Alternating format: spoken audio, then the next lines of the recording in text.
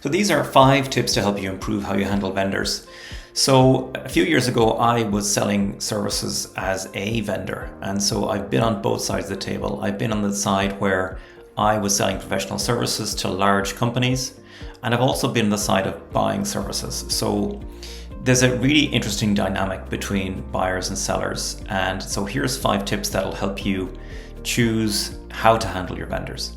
So number 1 is choosing your vendors carefully. And before picking any supplier, make sure they're reliable, affordable, and can meet your needs. And so a few years ago, a company I was working with chose a vendor quite quickly in the process, and the vendor ended up going out of business. It caused a huge issue for the company, and it could have been avoided by doing kind of background checks, carefully figuring out were they reliable, were they going to last for a long time. And there's lots of services out there that help you do this. We currently work with some large banks, and those banks, before choosing us, said, hey, we need to do kind of a background check on you, we need to do a financial check where you have to send in your annual reports. And this is a really good way to check, are these companies going to be there for a long time? They don't send any private information to the client. They just say, they give you a score essentially saying, hey, these guys are scored A, B, C, or D in terms of their financial health. So picking vendors carefully is really, really important. And keeping an eye on their performance after you hire them. How well are they doing their job? A really good indicator of this is how quickly are those vendors replying or responding to your portfolio companies.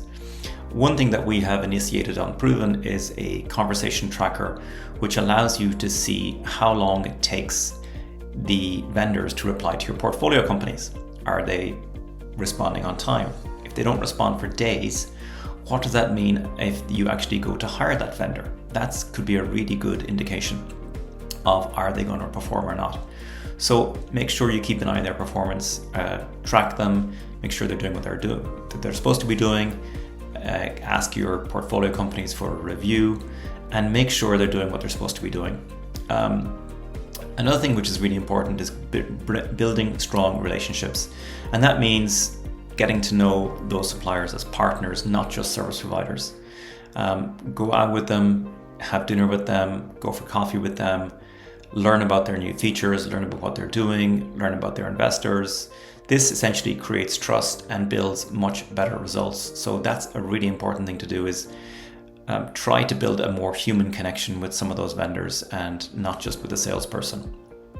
The 4th point is reducing risk. And so make sure you have a backup plan if something goes wrong with your vendor. And obviously this is not something that happens all the time, but it can happen from time to time. Sometimes vendors get acquired, sometimes the vendor goes out of business, sometimes the vendor can't deliver. So have a backup plan if it's really, really critical platform that you're using. A few years ago, we were using a platform that extracted logos and company names and a lot of this metadata about companies that were on our platform. And all of a sudden the vendor said, hey, we're increasing our price 10x.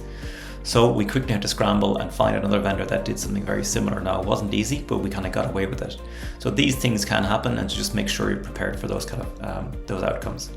Number 5 is use technology to help you get organized. And there's digital tools out there that'll help you track your vendors, manage what's going on, manage the contacts, and keep everything organized. Of course, you can use Proven to help you do that.